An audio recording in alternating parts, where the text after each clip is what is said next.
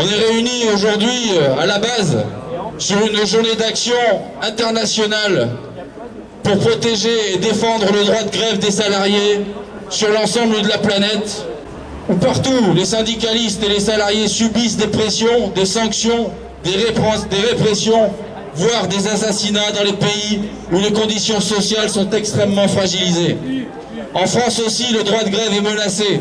Et on a parlé de liberté dans la dernière période. Ils ont osé appeler à l'union, à l'unité nationale pour défendre nos libertés. Le 11 janvier dernier, lors de la grande marche de masse, ce que la CGT écrivait se vérifie, nous ne partageons pas le même sens des choses. Nous ne partageons pas non plus la politique menée par ce gouvernement issu des urnes de 2012. Les lois menées par Hollande, Ayrault, Valls, Macron et les autres sont présentées comme des solutions à la crise. Mais ces crises, celles de la finance, celles de la dette publique, ne sont pas les nôtres. La crise sociale, elle, nous la subissons, mais avec des situations les plus précaires qui explosent dans le nombre. Et les perspectives de licenciement économique, particulièrement dans le secteur industriel, vont continuer de faire progresser le nombre de femmes et d'hommes écartés de l'emploi, privés de l'emploi.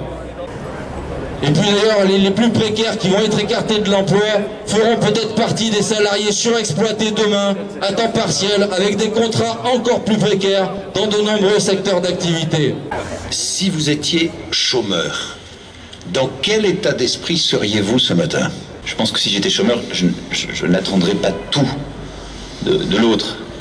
J'essaierais de me battre d'abord. Si vous étiez chômeur, mais moi j'aimerais bien demander à un camarade chômeur ce qu'il ferait s'il était ministre. On va essayer de faire l'exercice dans les prochains jours. Cet homme politique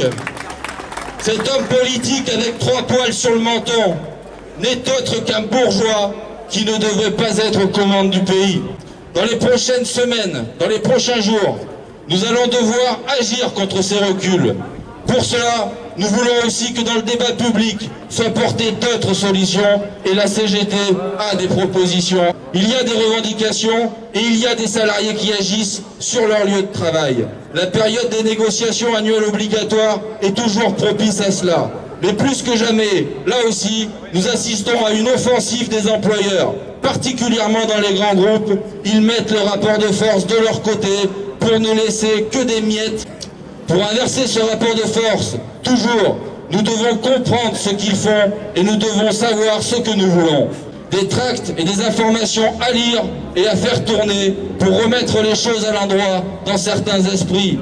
Face à une idéologie matraquée dans la plupart des médias, une idéologie qui ne cible jamais par contre la finance et le capital, pour construire ce rapport de force, pour aller vers une mobilisation de masse le plus vite possible, la CGT, l'Union départementale et les syndicats du département doivent se rendre disponibles et mettre en œuvre avec les salariés un processus d'action durable. Mais nous avons à construire cela par l'information de ce qui se passe, l'information de ce que nous voulons, et puis nous avons à le construire avec les salariés pour vérifier avec eux le sens de nos revendications et nos capacités de mobilisation.